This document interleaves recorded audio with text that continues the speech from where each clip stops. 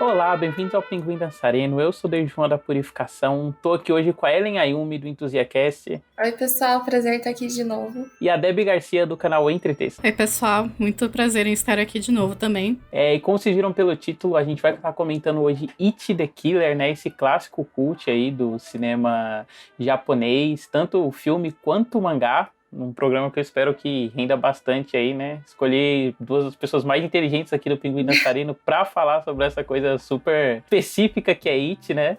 Mas vamos lá. E aí, Debbie, antes de mais nada, sobre o que fala It the Killer? Então, It the Killer, né? Tanto o mangá quanto o filme, ele é uma história basicamente sobre a Yakuza, a partir do ponto de vista mais ou menos de dois personagens que são o It, que é uma pessoa normal que teve muitos problemas na infância com bullying, então ele é um desajustado socialmente. E o outro personagem é o Kakihara, ele é um yakuza, um sadomasoquista que é obcecado com sentir dor e infligir dor nas outras pessoas. A história meio que, pontapé inicial dela é que o Ichi, que quando ele percebe alguma pessoa como sendo um bully, como sendo um agressor, ele entra meio nesse estado emocional, psicológico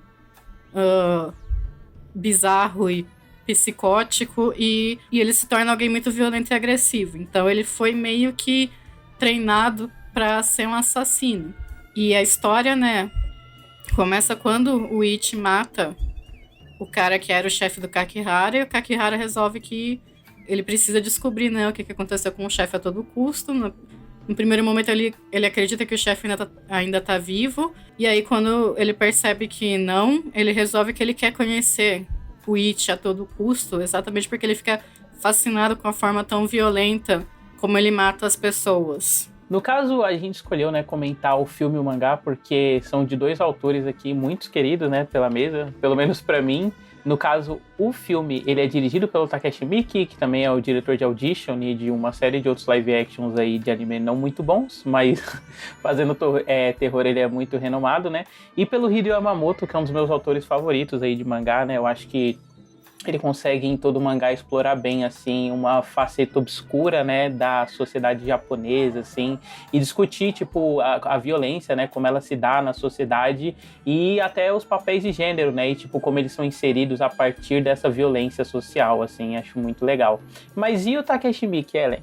Bom, eu tenho vergonha de admitir, né? A gente tava falando aqui que o David falou, né, pra eu falar sobre o Takashi Miike, que supostamente eu conheceria ele mais, mas eu não sou grande conhecedora do Takashi Miike, isso é meio vergonhoso, né? Porque os filmes dele são minha cara, assim, eu gosto muito. Mas eu só vi o It the Killer e o Audition, mas acho que é seguro dizer que o Takashi Miike é provavelmente um dos diretores mais versáteis que já existiram.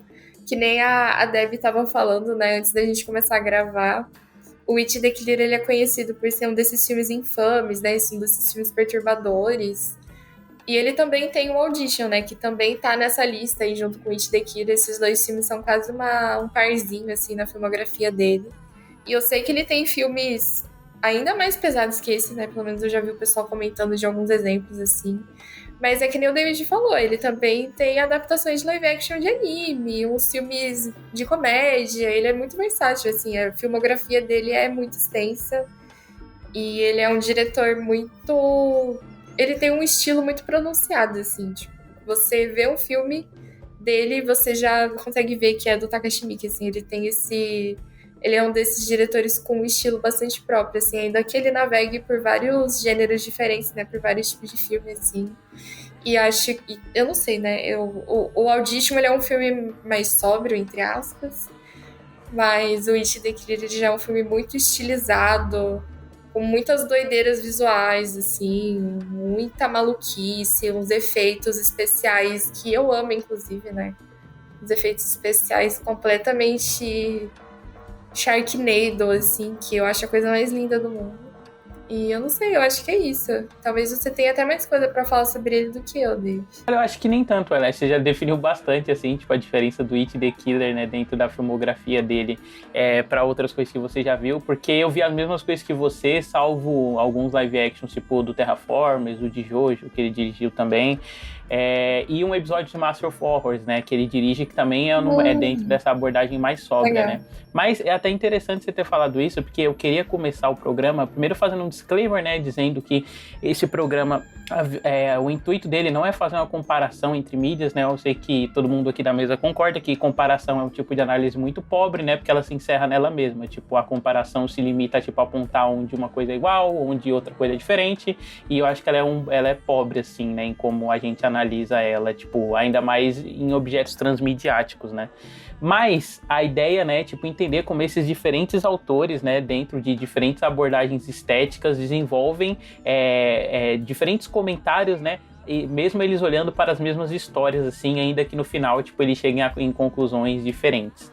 Então, eu queria começar definindo, né, a abordagem estética de cada coisa. Eu acho que, ainda que, tipo, o começo das histórias sejam muito parecidos, né, os autores, eles têm abordagens diferentes, porque o Hideo Yamamoto, ele tem essa coisa em que quase todo mangá dele é um grande estudo de personagem, né, e aí, tipo, a cidade em foco e os personagens, eles são desenhados dentro de uma ótica, sobre uma ótica mais realista, né, e quando eu falo realista, eu digo em termos de proporções de corpo, ele tá sempre buscando nos objetos e na cidade uma realidade maior, né?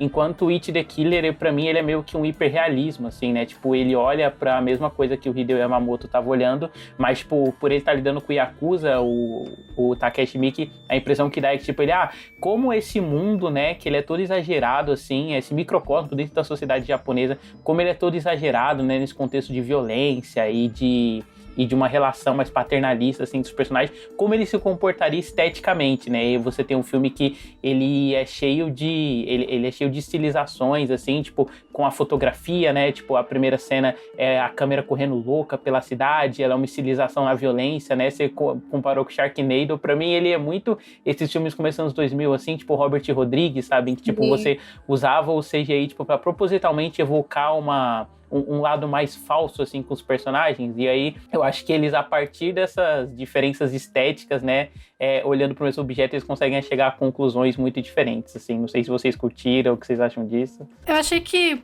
são duas abordagens bem diferentes, porque uma coisa que eu tinha comentado antes com o David é que It the Killer, o filme, apesar de tudo, ele tem uma abordagem muito mais cômica, ele não é engraçado, só que você percebe que a história está sendo contada de um jeito que é muito mais satírico, muito menos sério. Sim. Então, por mais que ele seja extremamente violento, e ele é um filme extremamente violento, ainda mais porque a gente está meio que acostumado com a indústria cultural ocidental, ainda mais hoje em dia, que filme de super-herói as pessoas se batem e não sai sangue.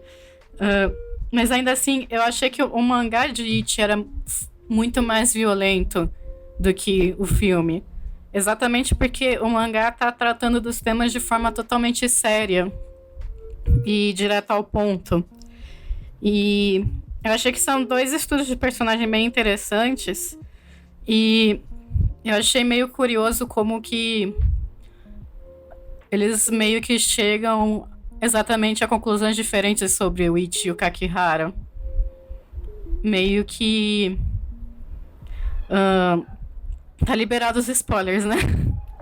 Tá sim. Então, porque no mangá, o It, ele meio que depois de um tempo dá a entender que ele virou uma pessoa mais ou menos inserida na sociedade, ainda que ele vá ter os seus momentos de descontrole inevitáveis. E o Kakihara, ele é reduzido meio que essa figura meio patética, porque no momento em que ele consegue encontrar o It e se fazer ser torturado, é um momento em que pela primeira vez na vida ele sente dor de verdade e ele sente desespero e medo de verdade, e aí ele não quer morrer.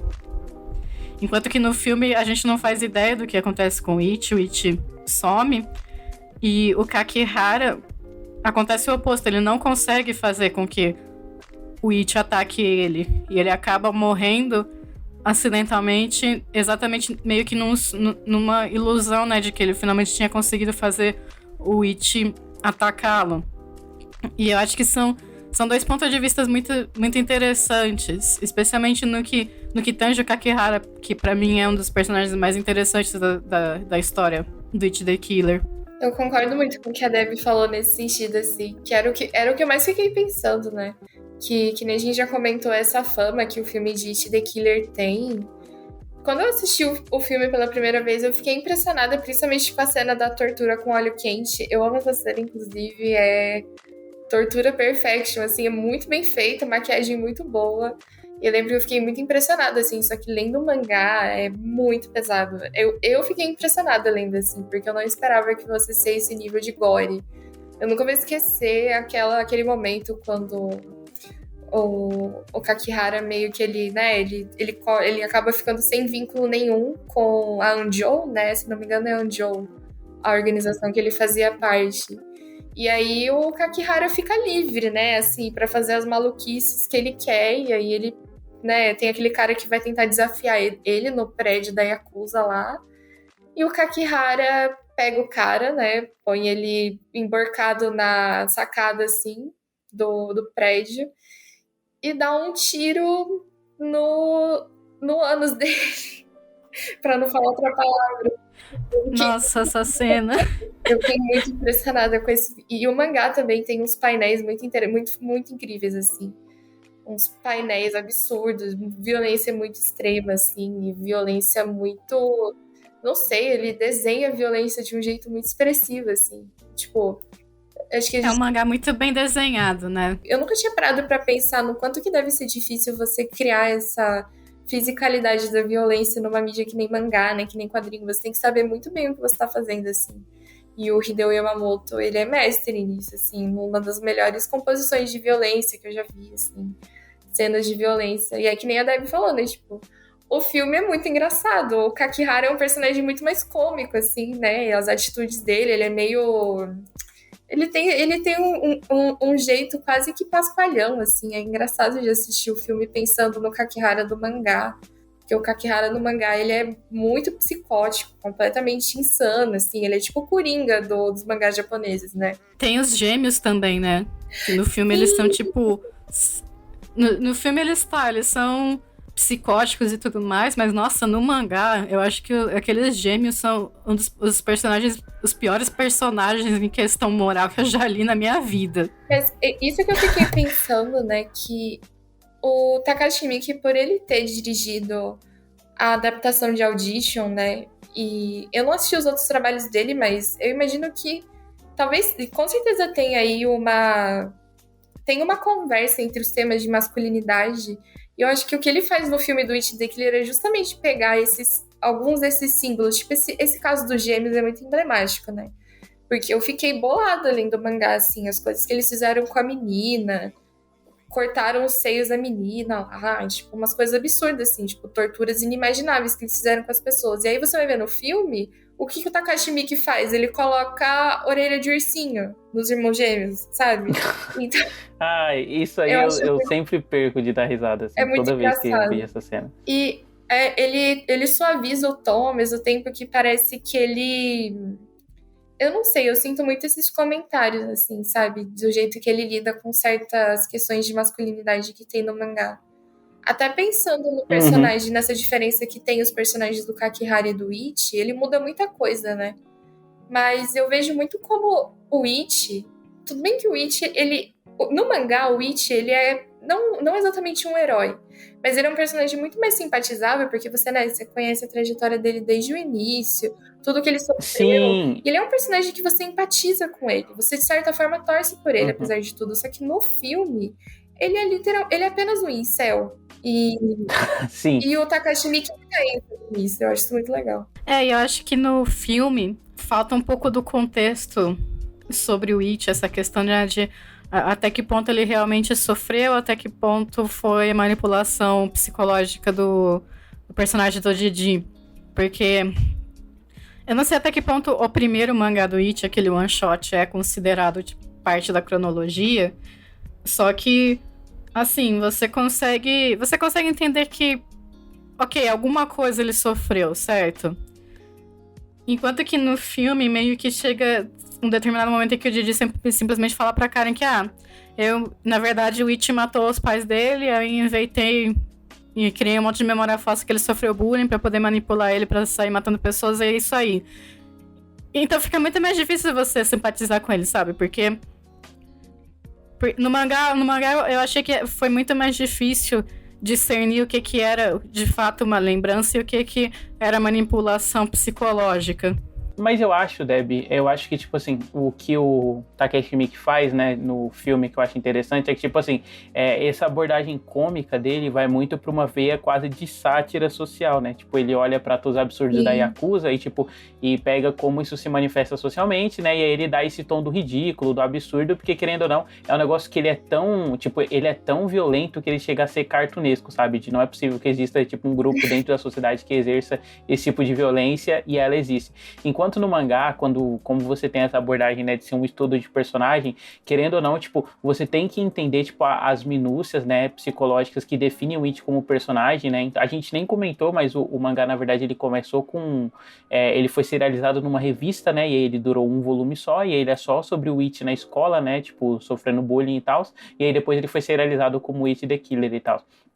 E eu acho que, tipo, através desse tempo maior de serialização, né, o Hideo Yamamoto, ele vai explorando, assim, diferentes lados sociais do Ichi, que não só, tipo, o lado dele ser um desajeitado social, né, você percebe que, tipo, assim, ele tem as coisas que ele sofreu, que é o que define como ele vai ser como assassino, e define, sei lá, o estilo de luta dele, as motivações de vida, mas ele é uma pessoa que, tipo, ele tá o tempo todo tentando se inserir dentro desse contexto da sociedade japonesa. Então, tipo, ele é um cara que ele tem um emprego, ele é um cara que é um karateka e ele ensina um menino que sofre bullying a revidar o bullying, né, a se defender e tal, mas, tipo, por dentro, né, ele ainda é essa pessoa desajustada socialmente, né, que trabalha como assassino. Então, acho que a abordagem do mangá é muito mais sobre essa dualidade, né, de como as pessoas se apresentam socialmente, como elas são, né, como aquilo é, tipo, tudo aceito pela sociedade, enquanto o filme, ele aborda mais, tipo, essas questões, assim, como uma sátira, né, e através do absurdo.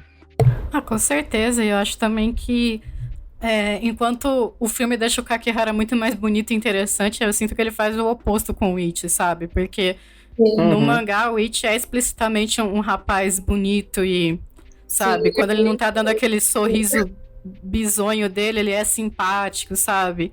Enquanto no filme ele é tipo um sujeitinho convencional, sabe? Sem nada de muito interessante sobre ele. Ele é o típico. Essa imagem, né, do jovem japonês, assim, frustrado. Eu gosto muito dessa construção de incel mesmo, assim, que o Ichi tem, porque no fim das contas é isso que o personagem é, né? Tipo, por mais que no mangá a gente consiga simpatizar com ele e a gente torça por ele, né? Porque ele é um personagem que tá ali sendo manipulado e tudo. Você ainda vê, né, como ele expressa isso em relação às figuras femininas, né, como tem essa coisa da repressão sexual que ele sofre, né, que ele só consegue, tem essa coisa no mangá que ele só consegue ter uma ereção, né, ele só consegue ejacular, assim, através da violência, né, através de matando alguém ou espancando alguém. E eu gosto de como o Takashi Miike, ele inverteu muita coisa, assim, ele excluiu muita coisa também. Eu lembro que eu fiquei muito surpresa com...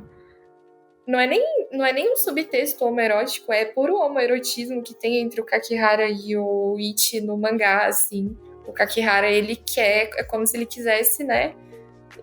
Porque a luta entre eles, né, esse embate é quase como se fosse um encontro sexual, assim. Até tem uma menção no mangá, né, de que...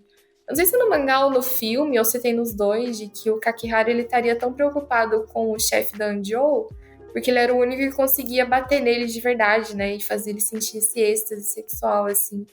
Então, acho que o Hideo Yamamoto, Sim, ele é muito direto. Nos dois, tanto no mangá quanto no filme. Então, ele é muito direto, assim, no mangá. Em construir essa... Tem até um personagem que fala, né, em algum momento no mangá, que é como se fosse uma comédia romântica pros dois, assim. Porque eles são obcecados um pelo... Acho que é o velho, tipo, quando eles começam a se perseguir, quando eles finalmente se encontram e a perseguição começa, o velho fala, né, que só até que é romântico, sabe? Sim. E aí você tem a página dupla, né, dos dois correndo, o Kakihara tá pelado, e aqueles identificadores visuais de mangá shoujo, sabe? Dos brilhinhos, das nuvens meio fantasiosas. Eu gosto muito também da habilidade impressionante do Hideo Yamamoto de desenhar muitos pênis. Eu acho que eu nunca vi tanto pênis em um mangá assim. E eu acho muito... Não sei, eu gosto de como ele usa esses elementos. Tanto que quando eu comentei com o David, ele falou que naquele outro mangá dele, ele usa bastante essa coisa. Não é nem o fálico, né? Ele desenha deliberadamente o pênis, assim, né? O Ichi, em várias cenas o Ichi tá treinando pelado e ele desenha ele nu, assim. É quase, não sei, é uma coisa muito... Essa imagem, assim, dele suado, um homem todo musculoso, assim, e ele se esforça bastante em dar essa ênfase.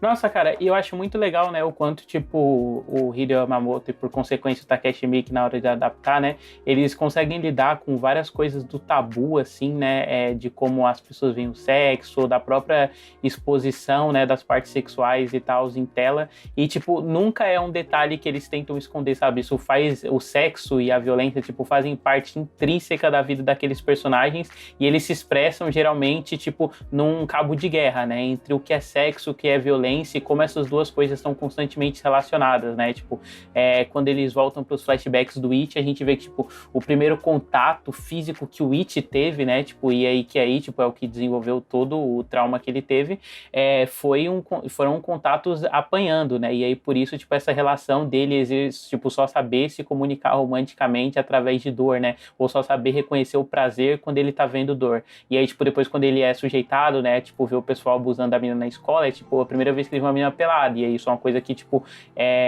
isso é uma coisa que define a vida dele, né, e gira tudo muito em torno daquilo, assim. Acho muito interessante quando, tipo, os dois, né, acabam abraçando essas coisas que são tabus e explorando ela em tela, até porque eu acho que são dois tipos de fisicalidade muito diferentes que as obras constroem, assim, né, porque o filme, ele consegue pegar essa coisa quase de cinema de fluxo, assim, né, em como ele encara a cidade, essa coisa que não para, e aí ele constantemente, tipo, usa aquela montagem mais acelerada, ou ele, sei lá, filma os personagens numa lente grande angular, assim, então você tem, tipo, a cidade enquanto uma pressão maior em cima dele, só que é uma cidade estilizada, né, enquanto no mangá ele vai muito mais pra essa coisa, tipo, buscar a textura através da realidade, né, você falou que, tipo, é difícil conseguir desenhar, explorar violência, né, em quadrinho e mangá, e é mesmo, né, eu acho que o Hideo Yamamoto, ele faz muito isso, tipo, sobrepondo texturas, assim, né, e toda vez que, sei lá, o Kakihara, por exemplo, fura alguém com agulha, você vê, tipo, 3 texturas de pele diferentes, né, que tá atravessando.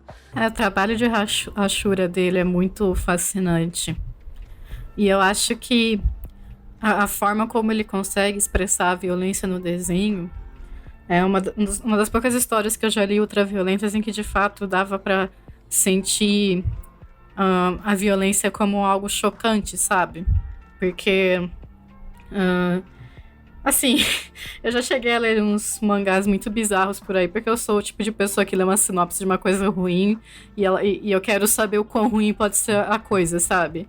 E você vai ter muitas coisas tipo, sei lá, My Chan's Daily Life, coisas assim, que são explicitamente mangás fetichistas com gore, em que o negócio é tão exagerado que é muito difícil você sentir aquilo como qualquer coisa além de cartunesco, sabe? É muito difícil você, sei lá, olhar pra violência nas páginas e sentir o impacto da violência na história daqueles personagens. Que é uma coisa que eu acho que o mangá de Ichi é um dos poucos mangás que eu já li com esse grau de violência gráfica que conseguia fazer isso, sabe? Que a violência gráfica está aí acontecendo e a gente consegue entender narrativamente o quanto que isso impacta os personagens, o quanto que... Eu não quero falar quanto que isso é ruim, porque eu acho que aí fazer um julgamento moral, mas o quanto que isso não é algo natural, sabe? E não deve ser visto como uma coisa natural. Eu fiquei muito impressionada também, assim. Eu não li muitos mangás de gore. Eu consumo mais filmes de gore, assim, mas fazia tempo que uma mídia não me pegava tão... É que não é só a violência, né? Eu acho que o mangá do Ichi the Killer, ele é muito, muito pesado narrativamente, assim. A história, ela é muito deprimente. Tudo ali é deprimente. Quando um personagem é pego pra ser torturado, né? Que nem o dos capangas do Didi lá, aquele que... né, ele sequestra a namorada dele, é aquele show de tortura. Aquilo ali foi o pior momento do mangá pra mim, assim. Porque para além de ser extremamente violento, ele é extremamente... Eu não sei se dá pra dizer pessimista, mas ele é extremamente cruel. Acho que essa que é a palavra. Ele é um mangá cruel, assim, que ele é uma leitura pesada. Tipo, você não consegue parar de ler porque a narrativa ela é muito bem escrita, os personagens são muito interessantes, ele localiza tudo muito bem, assim.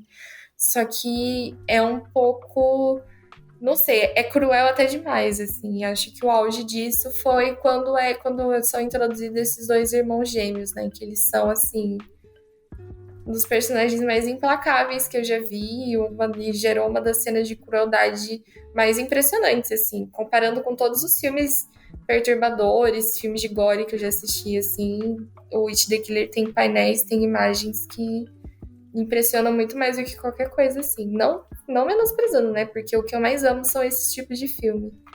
Mas é impressionante, né? Você conseguir fazer isso no mangá, assim. Acho que ele se beneficia muito dessa narrativa cruel também. Esse retrato de um Japão quase que consumido pelo crime, consumido por essa, entre aspas, depravação, assim, né? Dessa Shinjuku criminosa e tudo. Então, é, é uma leitura uma leitura bastante pesada, assim, em todos os níveis. E eu não sei se vocês vão ter essa mesma impressão que eu tive, mas eu acho muito interessante essa questão da dicotomia, né, do sexo e da violência, de toda a imagética fálica que tem no mangá, né? Porque eu sinto que a forma como as personagens femininas são tratadas, né, nesse ambiente também é muito sintomático de um ambiente em que os homens só conseguem se expressar através da violência, sabe? Porque é um local onde todo mundo é descartável, e eu acho que especialmente o personagem do Didi, a forma como ele trata, né, os outros personagens no plano dele mirabolante de pacificar Shinjuku. Todo mundo lá é descartável, só que a forma como as mulheres são descartáveis é muito pior do que a forma como os homens são descartáveis. Sim, é que eu acho que, tipo assim, como o filme ele tá lidando, né, com esse ambiente que ele é masculinista, né, e que, tipo, as pessoas só exercem violência através disso, e aí, tipo, as mulheres que elas são inseridas nesse ambiente não são, tipo, treinadas pra violência, né, tipo, tanto no filme quanto no mangá, elas acabam virando, tipo, um bode expiatório desses homens, né, tanto que constantemente, por exemplo, quando o pessoal tá investigando o chefe do Kakihara que foi morto, eles acham, tipo, ele fugiu com uma menina, né, tipo, a ideia é essa, assim, então, tipo, é sempre essa questão de, tipo, alguém que toma uma mulher como posse, e aí, tipo, as mulheres, elas existem nesse mundo dele, né, acho que tanto o mangá quanto o filme, eles abordam isso num teor meio denunciativo, né, mas elas existem, tipo, enquanto objetos dessas pessoas, sabe, tipo, elas são vítimas da violência, elas estão lá, mas elas nunca são, tipo, ativamente extensores dessa violência, sabe, elas estão lá só como vítimas. Todas as mulheres têm um destino muito cruel, assim, até mesmo aquela, eu não lembro o nome da personagem, né, mas tem aquela personagem que ela é como uma informante do Kakihara ali, que faz o jogo duplo entre ele e o Didi, assim, e A até Karen. a Karen, isso, mesmo ela tem um destino muito cruel, assim, então, mesmo uma mulher que, de certa forma, entre muitas aspas, tem um respeito ali no meio, sabe, ela não é uma mulher que alguém poderia fazer mal tão facilmente, né? Porque ela tem essa certa reputação, mesmo ela ali, não existe escapatória, né? E eu não sei se eu acho que o mangá e o filme lidam com isso de forma denunciativa. Inclusive, acho que o filme se sai bem melhor em relação a isso. E o que é estranho, porque eu lembro que quando eu vi pela primeira vez, eu fiquei bastante incomodada, né? Porque o filme abre quase no comecinho ali, a cena daquela personagem sendo espancada pelo marido dela, e é uma cena bastante impressionante, assim, de um exagero até além da conta, mas isso nem me incomoda mais, sabe? Porque o mangá, eu acho que ele vai muito mais fundo nisso. Só que eu não acho que ele vá fundo nisso de uma forma denunciativa, eu só acho que é mais um ciclo de violência que tá ali representado, mas acho que não com essa profundidade. Eu não sei se seria necessário, mas eu admito que me incomoda, assim, entendeu? Eu acho que o Takashi Miike, ele conseguiu ser muito mais esperto em relação a isso no filme, porque tem muitas cenas que tem muitas cenas que não tem, né? Tem muitos outros exemplos de violência. Mas é quase como se ele desse uma em algumas coisas. O filme ainda tem, né, as instâncias de violência contra a mulher, mas ele dá uma amenizada boa Sim, no bastante. tanto de agressão contra mulheres que tem no mangá. Então, eu não sei, tipo, eu não consigo ver isso. Tipo, ele provavelmente tinha um ponto ali, sabe? Mas é que eu não acho que isso signifique muito no fim das contas, sabe? Porque Eu acho que era melhor ele ter ficado mais pro campo da violência, não entrado tanto nessa violência específica, assim, porque não é tão simples representar esse tipo de violência específica, esse tipo de violência de gênero, assim, da mesma forma que você representa um gore e tudo, tem que ter um certo cuidado, assim. Mas até aí, tipo, não me incomoda tanto, porque que nem eu falei, eu tô cada vez mais aceitando as coisas, porque cada vez, que nem a Deb falou, eu só vou atrás do que tem de pior, assim. Então eu assisti o filme, eu fiquei, nossa, que horror. Aí eu li o mangá e eu fiquei, nem é tão ruim, assim, no fim das contas. Mas faz parte, né, da experiência. Ai, Eu tava cara. pensando muito nisso recentemente, né, refletindo, assim, que quando você consome esse tipo de filme perturbador, esse tipo de mídia extrema, assim, chega uma hora que você não... Tipo, se eu assisto um filme perturbador e, sei lá, tem uma cena de estupro, óbvio, é horrível, né, cena de estupro, geralmente não é muito... não é filmado de uma forma muito boa. Mas chega um momento que fica quase redundante falar, porque é um recurso tão utilizado nesse tipo de filme, não que signifique que você não deva olhar com isso por um olhar crítico, né?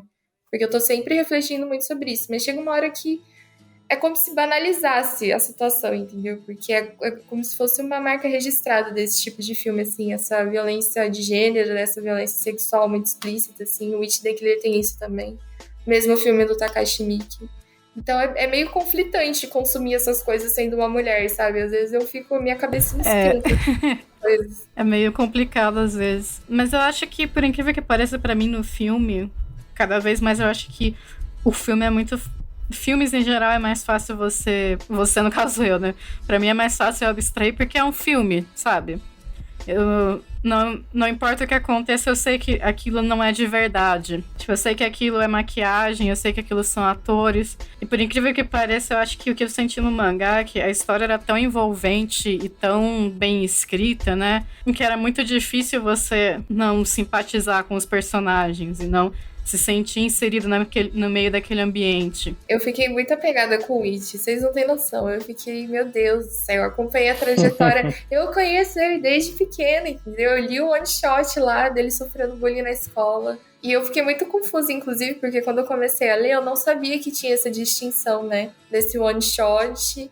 E aí eu comecei a ler, eu fiquei, caramba, mas o que isso tem a ver com o filme? Eu fiquei meio perdida. Aí depois eu entendi, né, que era só um flashback, assim, né, nesse primeiro volume. E eu acho que ele é essencial, assim, que nem a Deb falou, é uma narrativa muito envolvente. A do filme, a do livro, do mangá. E eu gosto como o filme... Não é que ele simplifica, não é que o filme não seja rico narrativamente, mas é como se o filme, ele pegasse esses elementos mais importantes, e que nem o David falou, né, ele meio que ele tira um sarro. É quase como se ele tirasse um sarro dessa seriedade do It the Killer, porque o It the Killer, ele é um mangá sério, né? Em muitos níveis, assim. Você tem uns momentos ali mais descontraídos, né? Principalmente ele com o personagem do It, né? Quando ele não tá matando alguém ou sendo reprimido sexualmente. Tem uns momentos mais descontraídos, assim. Mas é como se o Takashi Miike tirasse um sarro. Tipo, ele andando de bicicleta, olhando pro céu, né? Tem esses momentos que ele tem mais sozinho, né? Com ele mesmo. E o filme, o filme é como se fosse uma esculhambação, assim. É que eu acho, né, que, tipo, dentro disso tudo que a gente falou, tipo, essa diferença de abordagem, né, acaba ditando muito do destino que os personagens têm. E eu acho que, por exemplo, a gente comentou em off, né, que a gente vai ler o It the Killer, ou ver o filme, né, a gente sempre acha que o Kakihara é o It, né, por conta do imagético Sim. que se tem, assim. Você pesquisa It the Killer, a primeira coisa que aparece são as fotos do Kakihara, né, que é com aquelas cicatrizes no rosto e tal. Mas eu acho que o filme, por exemplo, Nem o do It, né? E eu acho que o filme, ele tipo, adota o Kakihara como protagonista mesmo, né? Então, tipo, o It, ele tá lá como o personagem que move a trama, né? Ele desenvolve a narrativa, mas, tipo, o grande protagonista do filme é o Kakihara, né? E aí, tipo, o It, enquanto antagonista dele, ele soa mais unidimensional, porque esse apego que você falou que a gente desenvolve com o It lendo mangá é um negócio que a gente tem no filme com o Kakihara, né? Principalmente, assim. Uma coisa que eu tava pensando, que eu gosto muito no filme, é como o Takashi Miike, eu acho que ele teve a decisão mais inteligente de todas, né? Porque, que nem a gente tava falando, a violência do It the Killer é uma violência muito específica, muito exagerada, é uma violência extrema, gore extremo, situações extremas de tortura e violência, assim. E para complementar esse tom satírico, né, essa escolha de fazer esses efeitos especiais quase de videogame, assim, esse 3D bem envelhecido, assim, sabe? Você quase consegue sentir uma textura naquilo de tão... Nem sei explicar, é só assistindo, assim. E eu acho muito Tipo, tem inteligente. um distanciamento muito forte, né? Toda vez que alguém é cortado, por exemplo, e ele não usa, tipo, o sangue em efeito prático, tipo, por exemplo, quando ele vai lá e corta o cara que tá batendo naquela garota de programa no meio, Essa né? Tipo, cena é aí o corpo muito dele é feito boa. CGI, tipo, claramente você percebe, né? Que é o CGI e Ele tal. por Só que isso não é um dentro, problema assim, no filme, né? como se fosse uma geleia por dentro. E eu acho que a escolha mais inteligente dele adaptar essa violência, assim. Porque se ele tentasse fazer, nem ia fazer sentido com a proposta do que ele tá fazendo, né? Por isso que é tão perfeito, assim. Porque nem ia fazer sentido ele tentar fazer uma violência mais realista, entre aspas, porque não existe, né? Um cara que coloca uma lâmina no sapato e corta as pessoas ao meio. Então é muito inteligente, assim. Até em outros momentos, tipo, a cena icônica dele fumando no começo, e aí a fumaça em CGI saindo pelo buraco, pelo corte na bochecha, assim. Ai, é muito precioso. Eu amo esse tipo de. Quando o CGI ele era usado, né, com o intuito não de parecer real, mas com o intuito de ser um recurso estilístico mesmo, né? Uma coisa para agregar no filme, não necessariamente para ele parecer real ou algo do tipo. E eu me pergunto também até que ponto a época em que o filme foi feito não influencia um pouco essas escolhas narrativas, né, do Takashi Miike de abordar a violência num jeito mais satírico e cômico, né? Porque, assim, eu sei que sites de gore e coisas assim meio que sempre existiram na internet, embora o filme tenha saído numa época em que eu era criança, eu, assim, usava a internet para jogar joguinho, né?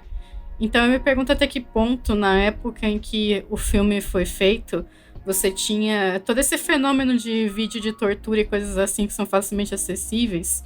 Então, sabe, até que ponto uma pessoa do início dos anos 2000 ia ficar muito chocada e pensar, né, que é impossível que esse tipo de coisa aconteça na vida real, e até que ponto alguém vendo It the Killer hoje, tendo um certo conhecimento prévio de como funciona, né, a violência no mundo do crime organizado e tudo mais, até que ponto a pessoa meio que sabe que algumas dessas coisas até que acontecem, até que então o impacto ele é menor, sabe?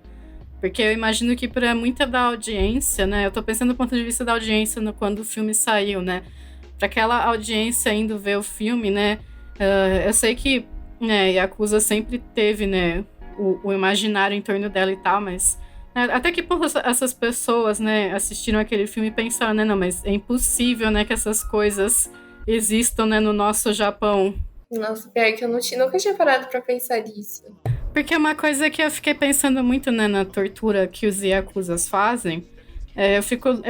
Eu não entendo muito desse assunto, mas pode falar. Não, eu também não.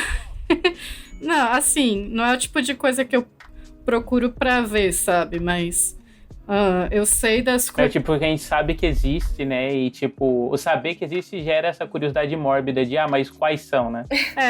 Mas quais são? E aí você vai lá e você lê a lista, né, de quais são, e aí você fica sabendo, né, coisas que não vão te agregar nada enquanto ser humano.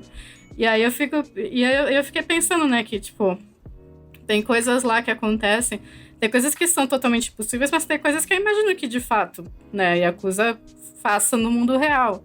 O que eles falam lá de castigar o Kakihara e ele fala ele saca a faca, o pessoal fala de cortar um dedo, é bem comum, né? Se não for comum na Yakuza, o Hide Yamamoto, você mentiu pra mim, porque em Homúnculos rola a mesma coisa eu do tenho Yakuza que corta certeza, dedinho. David. Eu não entendo de Yakuza, eu nunca pesquisei essas paradas, mas você pendurar uma pessoa por ganchos e queimar ela com óleo do tempurá, isso é a cara da Yakuza. Eu não sei se eu tô sendo influenciada pela cultura pop, assim, mas eu consigo imaginar os loucão da Yakuza fazendo isso tranquilamente, assim, ou até pior.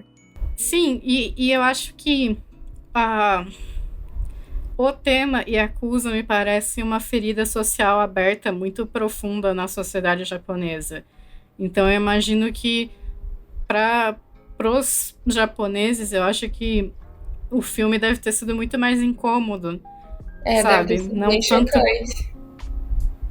Não tanto pela violência retratada em si, mas pelo fato de que você cria, né, esse imaginário de que essas coisas não acontecem aqui. E aí você tem uma história, né, que mostra que não, essas coisas acontecem aqui também. Acho que muito também deve ter... Eu não sei, né? É difícil saber como que o público recebeu e recebe os filmes na época que eles são lançados, assim. Ainda mais, sei lá, falando da sociedade japonesa. Eu não sou um homem japonês, mas eu consigo imaginar um homem japonês assistindo aquilo e vendo um personagem que nem o Ichi, né? Esse arquétipo do jovem japonês fracassado e reprimido sexualmente, assim. E, de certa forma, aquilo sendo um ponto de incômodo, né? Porque em nenhum momento o filme trata ele como um herói ou como um exemplo a ser seguido. Ele é além de um fracasso, enquanto um indivíduo, assim, entre muitas aspas, ele também é um personagem trágico, né? Ele é um personagem que ele é humilhado, ele é enganado. E essa coisa do choro, né, que é um elemento muito importante no mangá e no filme, é um elemento muito... Isso que difere, né? Porque quando eu comecei a ler o One Shot, eu tava achando tudo muito básico, assim, essa dinâmica, né? Você tem essa coisa do It, que ele é esse arquétipo de personagem quietinho, assim, só que ele esconde um grande poder, um personagem meio nerd, que na verdade é muito forte, muito poderoso. Só que aí quando o Hideo Yamamoto ele acrescenta esse elemento do choro, isso é uma quebra de arquétipo muito forte, assim, essa coisa de ele chorar toda vez que ele se envolve em alguma briga, né? Porque por causa de ter esses traumas com o bullying e tudo, eu acho isso uma camada até bastante delicada, assim. Que no mangá tem essa camada delicada, né? No filme acaba se tornando... Só meio ridículo, um elemento ridículo, porque o Takeshi Miike não tá preocupado em construir o Ichi como um herói ou um personagem que ali pelo menos você vai ter alguma empatia. Ele é esse jovem japonês fracassado, sem perspectiva e facilmente manipulado, assim, todas essas questões. Acho que principalmente no âmbito da repressão sexual, assim, isso é um assunto comum, né, para a sociedade japonesa. Uhum. Nossa, e eu acho que é muito perfeito, né, o jeito que tanto o mangá faz e o filme, tipo, ele replica superficialmente, né, mas porque é o intuito dele, né, um problema e tal, de trabalhar, né, o choro e o sorriso, né, tipo, esses dois contrastes, assim, porque querendo ou não, o que são o choro e o sorriso, né, são essas legitimações sociais, né, tipo, tem essa coisa do homem não poder chorar, né, tipo, o choro ele ser visto como fraqueza, e aí, tipo, o Ichi, ele expressar isso constantemente, né, depois de qualquer conflito, e o sorriso, né, que é justamente a coisa que ele não consegue fazer, mas que é a coisa que ele mais tenta fazer propositalmente, né? Depois ele, sei lá, incomodar qualquer pessoa ou encontrar alguém com quem ele não sabe falar, ele dá aquele sorriso forçado, né? Ele tenta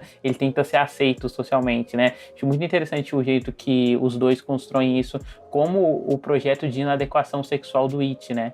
Assim como a própria masturbação também, né? Com as cenas de violência, eu acho muito sensacional, tipo, ter esse detalhe de cena dele sempre se masturbar depois da violência, e é foda que a gente vê sempre, né? Que é tipo, é a masturbação e o choro, são essas duas coisas que elas estão ligadas, né? Então é tipo, a dor e o prazer, só que aí no caso a dor psicológica, assim, acho muito rico, cara. Mas, ainda dentro disso, de ser essa narrativa trágica, né? Queria que a gente desse uma passada, assim, a gente falou muito do It, do Kakihara, né? Porque realmente eles são os pilares do mangá, mas eu acho que o entorno deles de coadjuvante, né? O Jiji, ou o Kaneko Shuji, que é aquele cara que ele fica com uma pistola, né? E é um personagem recorrente, eles tipo vão dando outros lados, assim, pra narrativas, né? Que vão salientando essa coisa de tragédia, né?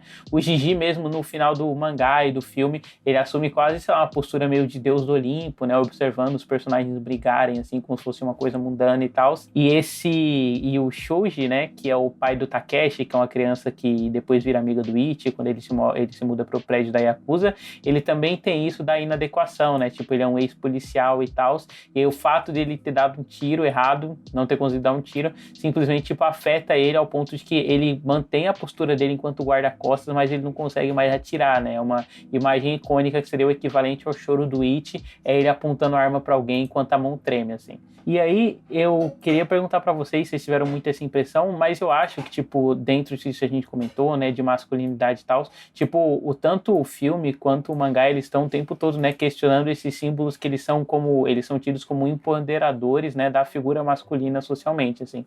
Então, tipo, a gente tem esse personagem que usa uma arma, a gente tem o It, e o jeito que o It se veste, né, e o sapato dele é uma coisa meio lúdica, assim, quase como essa fantasia, né, do herói de Battle Shonen, porque ele vai lá e coloca uma roupa que ela é toda diferente, porque ela é a prova de balas, né? Então tem essa coisa mais lúdica, assim. A própria arma que a gente não comentou, mas que eu acho, sei lá, um dos melhores designs, assim, né?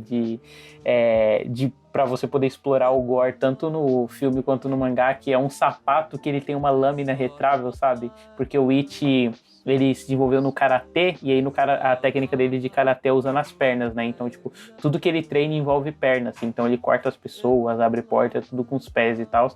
Eu acho que, tipo, o mangá, ele parte desses signos de empoderamento, tipo, pra questionar eles, né? E, tipo, e meio que desconstruir eles, né? Tipo, porque todos eles têm uma base sólida social que, se a gente investiga a fundo na psicologia dos personagens, né? Do It the Killer e tal, a gente vê que elas são mais ocasionadas por trauma do que por qualquer intencionalidade, assim, com os personagens. Eu acho que uma coisa que, pelo menos eu fiquei com a sensação lendo o mangá, é que no filme, o Takashi Miike, ele tenta dar pelo menos alguma explicação sobre quem é a figura do Didi, certo? E no mangá essa não tem. A gente passa, né, o mangá inteiro sem ter certeza sobre quem é esse cara. A gente só sabe que ele tem uma motivação que é pacificar Shinjuku usando quaisquer meios disponíveis. E eu fiquei muito... Uma coisa que me deixou pensando bastante, né, a figura do Gigi, é que essa questão do punitivismo, sabe? Porque o Gigi, ele quer destruir a Yakuza, e ele tem essa visão que chega até a ser um tanto moralista sobre a Yakuza, sabe? Sendo que ele tá cometendo uma violência contra o It, né? Porque o que ele faz, né, com o It de ficar manipulando ele para que ele faça as coisas que ele quer, isso é uma violência. Só que ele vê essa violência como sendo algum tipo de mal necessário, enquanto ele encara os Yakuzas como sendo praticamente os piores seres humanos possíveis na Terra. Só que, de certo modo, e eu não sei até que ponto isso é proposital, mas a sensação que ficou para mim é que a violência que o Gigi pratica através de pessoas como o It é muito pior do que a própria violência dos Yakuzas, porque a violência dos Yakuzas, querendo ou não, ela tem um contexto. Ela é violenta, ela é brutal, só que ela tá acontecendo num contexto de guerra de gangues, num contexto de crime organizado, e enquanto o Gigi, ele tá pegando uma pessoa que podia ser só uma pessoa comum e tá manipulando todos os traumas dele para ele se tornar essa máquina de matar, e que mata, né, os Yakuzas de maneiras totalmente horríveis e absurdas. E isso é uma questão, né, essa questão, né, da violência do crime organizado versus a violência, né, do It, porque né, longe de mim passar pano pra Yakuza ou alguma coisa assim, né, não é isso que eu tô fazendo, mas se você pegar o próprio exemplo, sei lá, gente dos Estados Unidos que tem medo de ir pro México porque ficou lendo notícia de gente que foi morta por traficantes mexicanos. Assim, o cartel mexicano, ele não sai na rua e pega uma pessoa aleatória pra matar. A violência do cartel é um negócio que é brutal, que é, sabe, algo muito fora da nossa realidade, só que ela está inserida num contexto social muito específico. Enquanto isso... E nesse contexto, né, Deb, eles obedecem regras e eles são muito, tipo assim, eles são muito claros, assim, sobre determinados códigos de conduta, né, coisa que o Gigi com o Ichi não tem, porque, tipo, ele mesmo, ele quer destruir a Yakuza, né, faz essa coisa meio que de colocar o Ichi como esse agente desestabilizador, mas fazendo isso, como ele faz isso, né, simplesmente quebrando as próprias regras de convivência que os Yakuzas têm. Sim, ele quer criar essa guerra contra a Yakuza, né, fazendo com que os próprios Yakuzas esqueçam, né, dos próprios códigos de conduta, né, que é uma coisa que quando o Kakihara, né, sequestra o outro cara porque o Gigi falou que foi ele que matou o Anjo, né, os outros Yakuzas expulsam ele da organização, eles deixam muito claro que o que ele fez não é contra as regras, que existem regras apesar de tudo. É isso que eu ia comentar, que eu acho legal esse destaque, né, que o mangá e o filme também dão para essa coisa de que existem regras. Você, tudo bem, né, Yakuza, coisas horríveis, mas você também não pode chegar no ponto que nem o Ichi, né? Tanto que todos os membros da Yakuza, do mais fodão ao mais subalterno, assim, eles todos ficam completamente horrorizados, né, com o nível de violência que até para eles é uma coisa quase que inumana, assim. Eu acho legal ter esse contraste mesmo. E eu também gosto muito, tipo, do quanto essas regras, tipo, conforme elas vão sendo quebradas, né, tipo, o mangá vai representando quase que, tipo, um esvaziamento ali daquela sociedade, né, tipo, mostrando como tipo, do microcosmo dentro da sociedade, né, que são os Yakuzas, né, porque cada vez mais, tipo, o prédio vai ficando deserto, assim, ele vai, tipo, perdendo os personagens coadjuvantes, né, acho muito interessante, assim, esse processo que os dois passam, né, tanto o filme quanto o mangá. E eu gosto de como, tipo, os dois são abordados esteticamente muito diferentes, né? Porque no mangá você tem todo um arcozinho do Ichi, né? Tipo, dentro de um quarto nesse prédio, até eles só perceberem depois que era o Ichi que tava lá. E enquanto no filme, né, tipo, você tem esses grandes planos gerais, assim, tipo, você tem o Kakihara às vezes sendo filmado de cima para baixo, eu acho muito legal, assim. Eu acho que no mangá Shinjuku e a área específica, né, de Kabukicho, que é a área onde ficam os Yakuzas, ela meio que é um personagem próprio, sabe? Pelo menos essa é a sensação que eu tive, que um dos personagens da história é o próprio distrito, né, de Shinjuku e a área de Kabukicho. Sim, esse uso do mangá é muito específico, né? Eu acho que o Hideo Yamamoto, ele faz isso bem em obras dele, né? Tipo, no Homúnculos, ele também faz muito isso com o carro, né? Em que o protagonista vive e com o prédio da antiga vida dele, assim. Acho que é muito interessante. E o filme, ele não tem isso, né? Mas ele, tipo, aborda do outro lado, né? Ele sempre aborda esses ambientes como, como unidades silícicas próprias, né? Então, por exemplo, a sala de tortura do Kakihara, né? Ela é toda colorida e vai ter, tipo, por exemplo, uma cena que o Kakihara, ele tá sendo torturado, né? Aquele negócio de câmera na mão, enquanto a menina tá socando ele e tal. Aliás, eu acho esse detalhe do Kakihara, né? Tipo, um chance, assim, de personagem que, sei lá, acho que faz um tempo já que eu não lia. Que é essa coisa, tipo assim, dele ser se acusa, né? Ele tá nesse mundo hiperviolento, mas ele constantemente ele tá meio entediado com a violência com que ele passa, sabe? Porque, tipo, apesar da violência existir e tal, ninguém consegue exercer um tipo de violência que agrade ele, né? É um negócio, tipo assim, ele já superou, né, toda a possibilidade que ele tinha de sentir dor, e aí, tipo, por conta disso, ele tá numa constante busca, né? Por sentir uma dor que seja, tipo, uma dor verdadeira, assim, pra ele. Que eu acho que é exatamente por isso que pra mim é muito interessante que os dois arcos do Kakihara terminam com um anticlímax. Só que no mangá você tem o Kakihara conhecendo a dor e o medo pela primeira vez e morrendo daquele jeito, né? Que ele fica dependurado num prédio tentando fugir do Ichi. O Ichi joga, né, o sapato com a faca nele e corta todos os dedos do Kakihara, exceto um. E o Kakihara solta a mão no momento em que vai um passarinho e caga no dedo dele, que ficou segurando.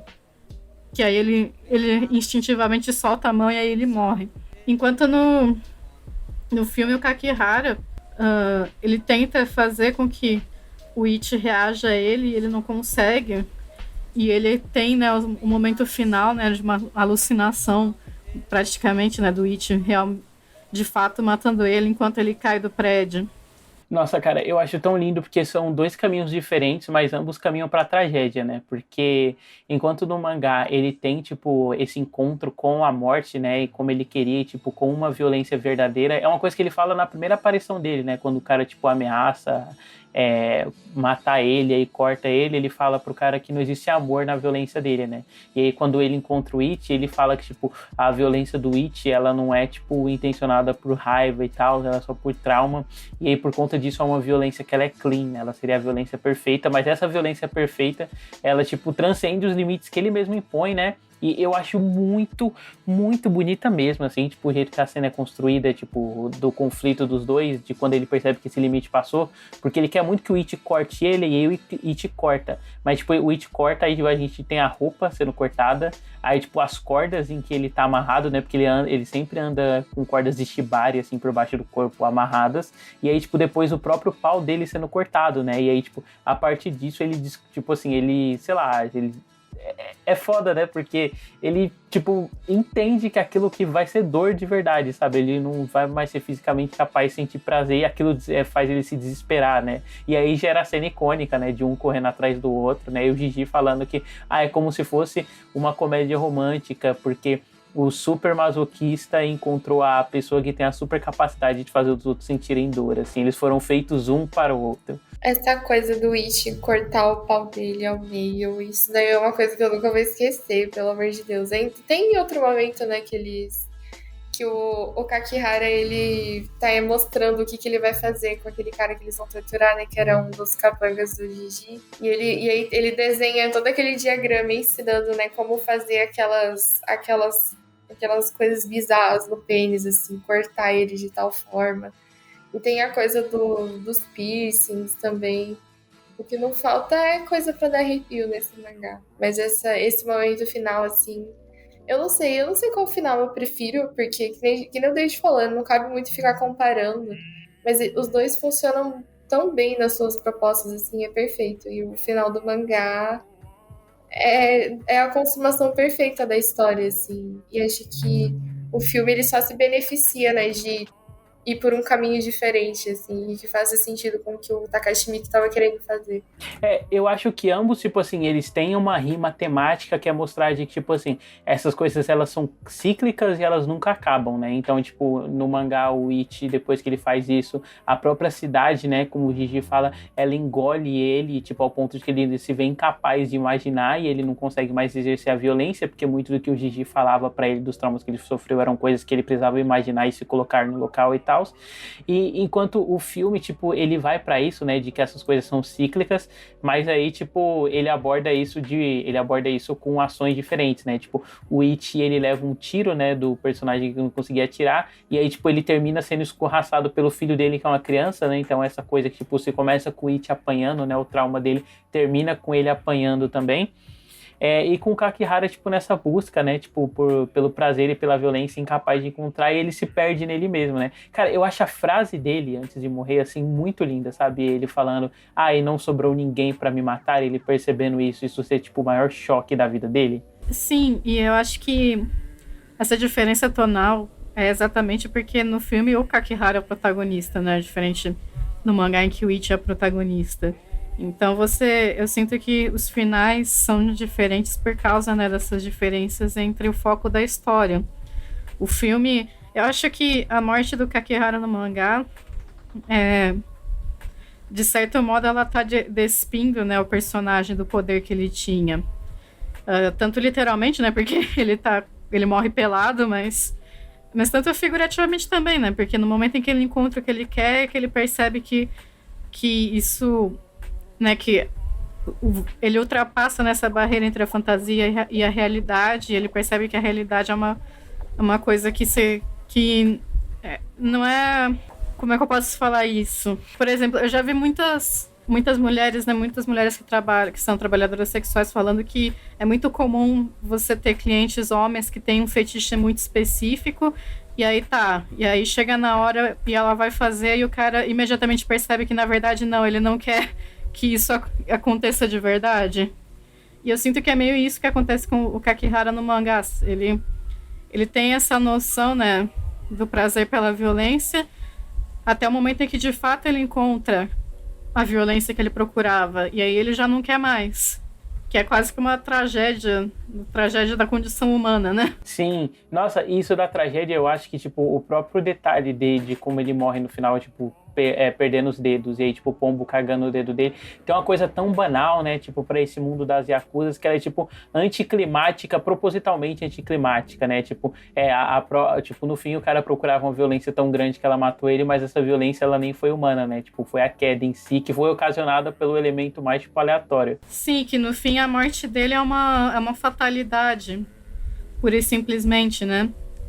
E eu acho que e aí você tem o contraste com o filme, em que o filme, pelo fato do Kakihara ser o protagonista, e a gente não tem tanto ponto de vista do Ichi, o Ichi, ele é meio que essa casca vazia de uma pessoa, né, que tá constantemente sendo preenchida pelos desejos do Gigi, e ele termina, né, sem conseguir nenhuma grande realização.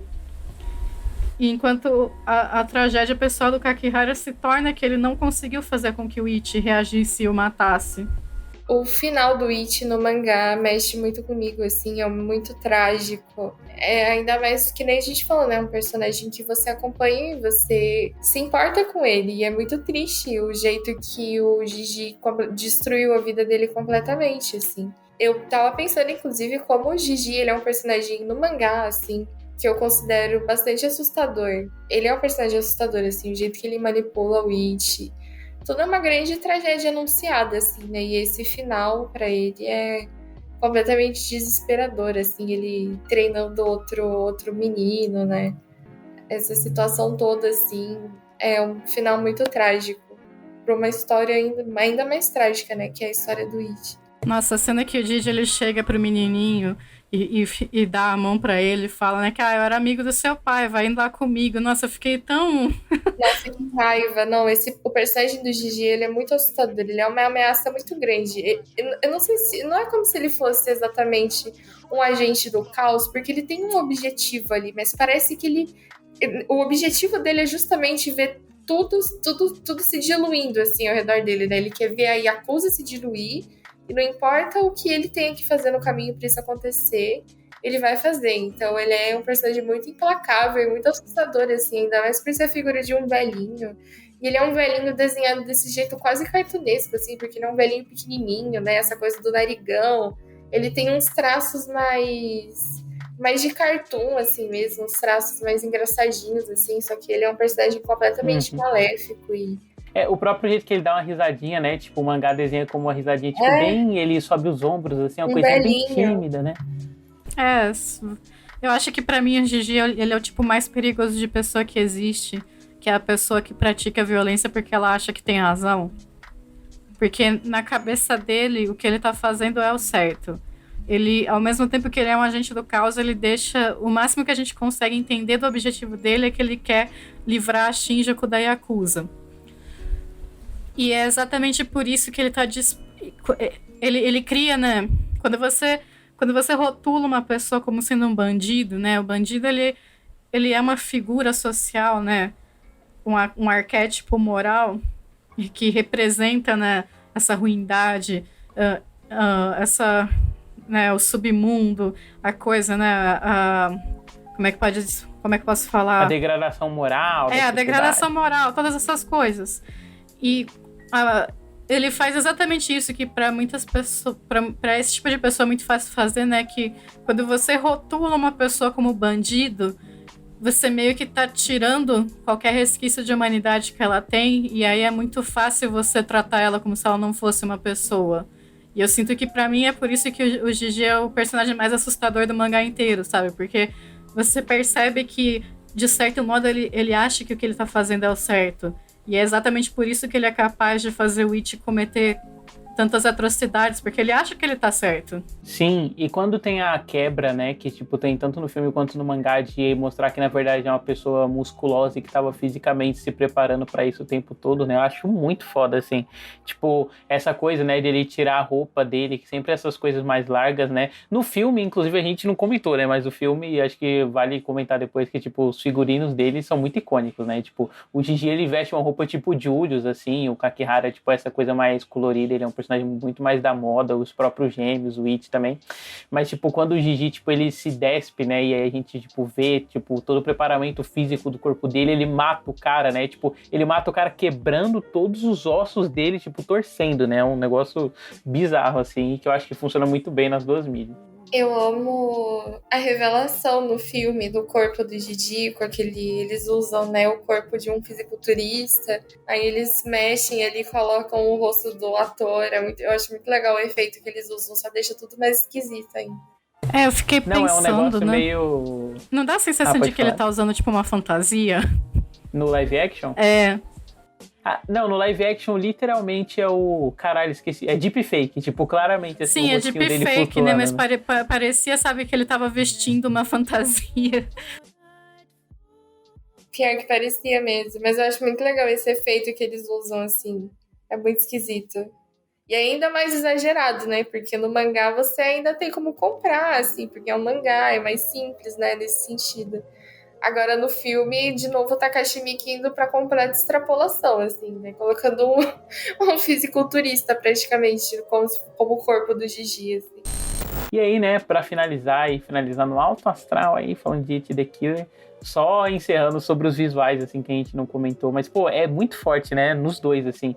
Eu acho que essa coisa que o Hideo Yamamoto faz no mangá, de fazer, tipo, uma narrativa que ela é mais visual, dá muito espaço, né, pra ele criar, tipo, essas composições que elas são muito fortes, assim, tipo, quando o Kakihara, ele fala, né, tipo, é uma página única, assim, dele falando, eu procurei minha vida inteira como um pervertido como você, sabe, com um sorrisão aberto, assim, ou no próprio filme, né, quando o It tá perseguindo quando o It tá perseguindo o Kakihara, né, e aí o Takashi Miike usa aquela câmera lenta pra, tipo, enfatizar as roupas do Kakihara contra o vento, assim, é tudo muito bonito, né?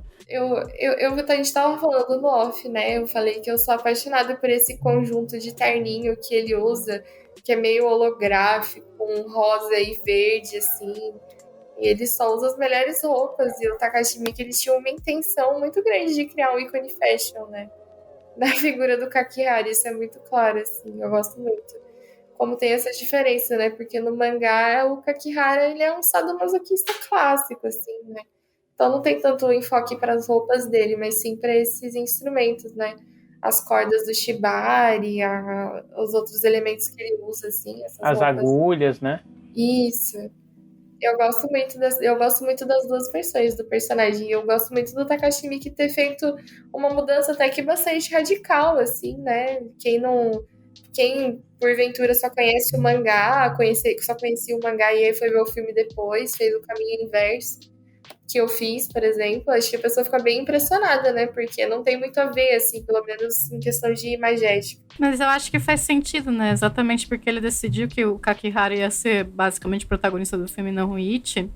Eu acho que faz sentido essa mudança visual do Kakihara, né? Que ele se torna muito mais interessante.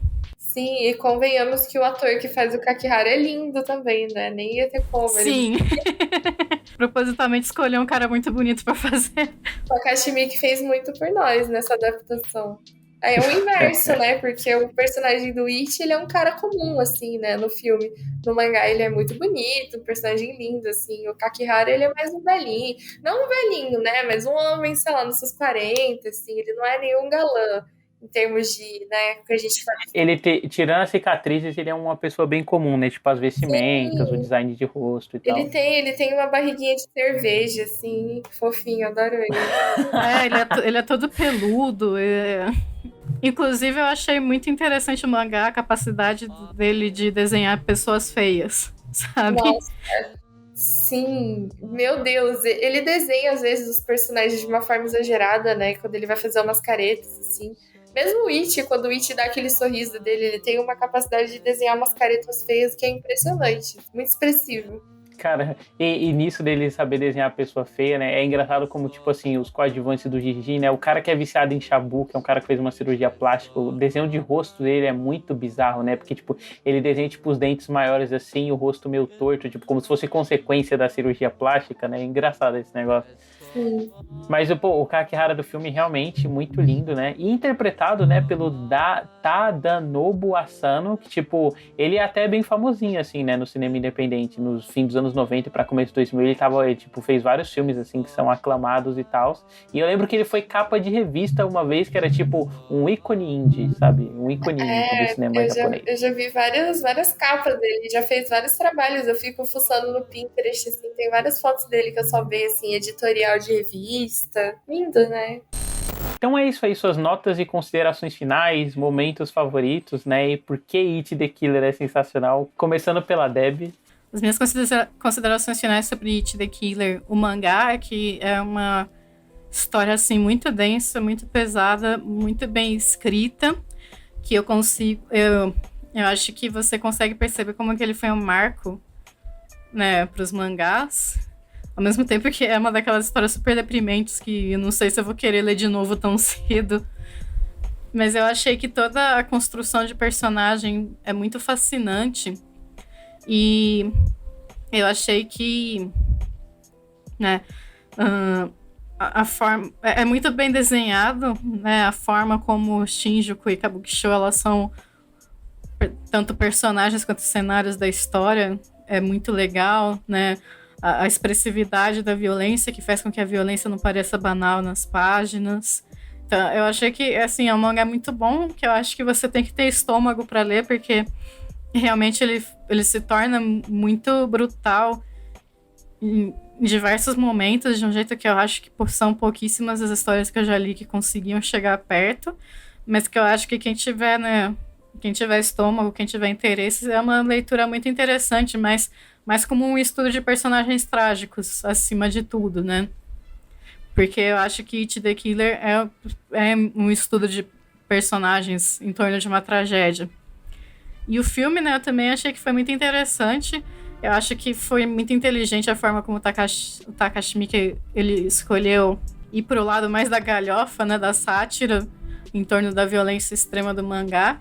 O que faz com que o filme tenha uma estética muito única, e eu acho que a escolha do Kakihara como sendo protagonista ao invés do Ichi, né, de certo modo faz com que a história contada seja diferente e ela desperte, né, outros temas, né, faça a gente pensar em outras coisas que o mangá talvez não faça tanto, né, como a Ellen falou, essa questão, né, do Ichi do filme ser praticamente o arquétipo de um incel e coisas assim. Eu acho que também é uma experiência que é muito interessante.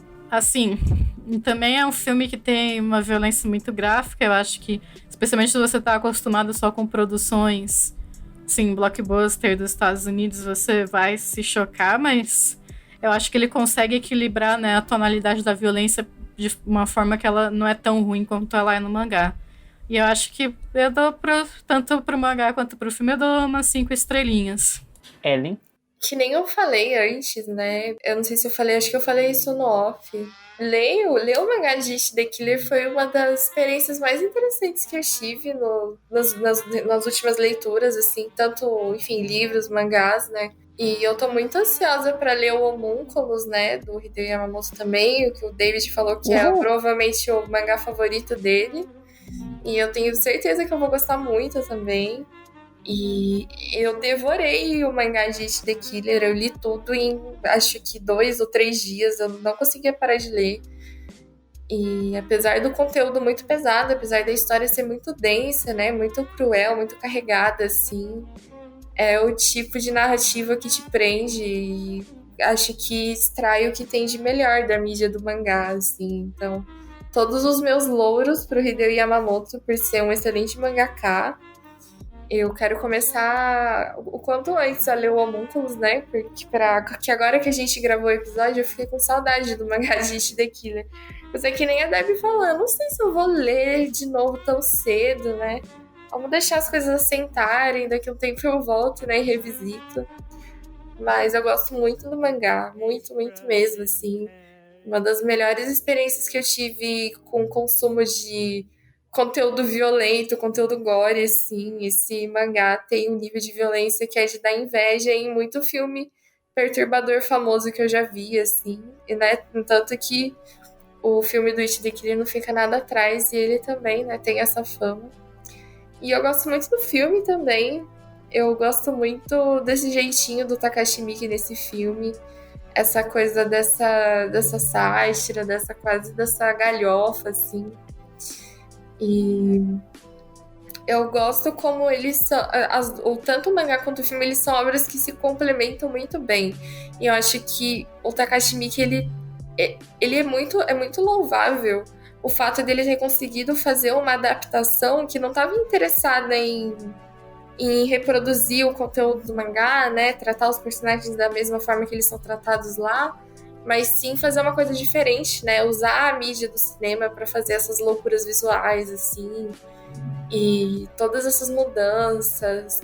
E eu acho muito impressionante o trabalho dos dois autores, assim, são trabalhos que se complementam. Acho que é como se fosse uma experiência só pela metade. Você ou só vê o filme ou só lê o mangá. Eu acho que pra ter a experiência It the Killer mesmo, você tem que ver os dois e visualizar eles como essas obras que são quase um yin e yang, assim. São coisas que se complementam no melhor sentido da expressão. Acho que é isso. E eu também acho que eu dou 5 estrelas pros dois. Eu gosto muito do mangá, eu gosto muito do filme.